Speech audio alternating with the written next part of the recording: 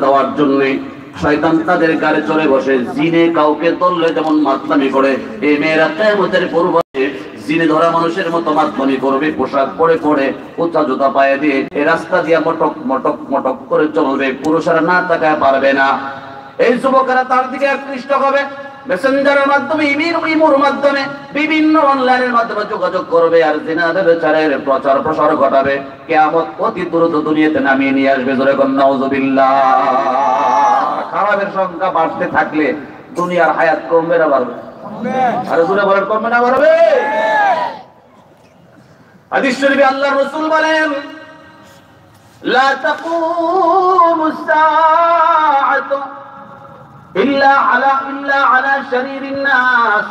ততদিন পর্যন্ত আল্লাহ তাআলা দুনিয়াকে ধ্বংস করবেন না যতদিন পর্যন্ত দুনিয়াতে ভালো মানুষের সংখ্যা থাকবে। যখন সমস্ত মানুষগুলো শারীরিক নাশ হয়ে যাবে, সবচেয়ে নিকৃষ্ট হয়ে যাবে, খারাপের প্রচার প্রসার করতে করতে মানুষগুলো যখন খারাপে রূপান্তরিত হয়ে যাবে, সমস্ত মানুষ যখন অন্যায় অপরাধে লিপ্ত হতে হতে ঈমান খারাপ হয়ে যাবে, সমস্ত খারাপের উপরে কুল্লে খারাপের উপর আল্লাহ তাআলা কিয়ামত ঘটাবেন। যতদিন পর্যন্ত দুনিয়াতে ভালো মানুষ থাকবে আল্লাহ দুনিয়াকে ধ্বংস করবেন না।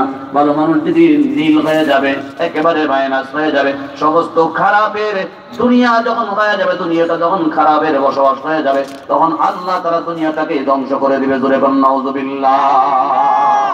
চূড়ান্ত এক গজব, এটা হলো কিয়ামত। চূড়ান্ত পর্যায়ের গজব আসবে, আল্লাহর পক্ষ থেকে আযাব আসবে, কিয়ামত।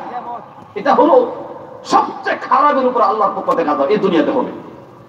জাহান্নামের আযাব তো পড়ে, যেটা সূরা হজ্জের 1 থেকে 5 নম্বর আয়াতে আল্লাহ বলেন, ইয়া আইয়ুহান নাস তাকু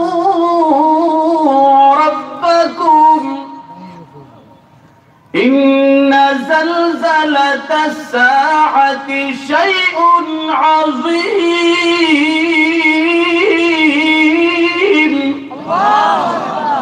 ইয়াওমা তারাউনাহা তাযহালু কুল্লু মুরদি'াতিন আম্মা রাদা'at ওয়া তাদ'উ কুল্লু যাতি হামলিন হামলাহা وترى الناس سكارى وما هم بسكارى ولكن عذاب الله شديد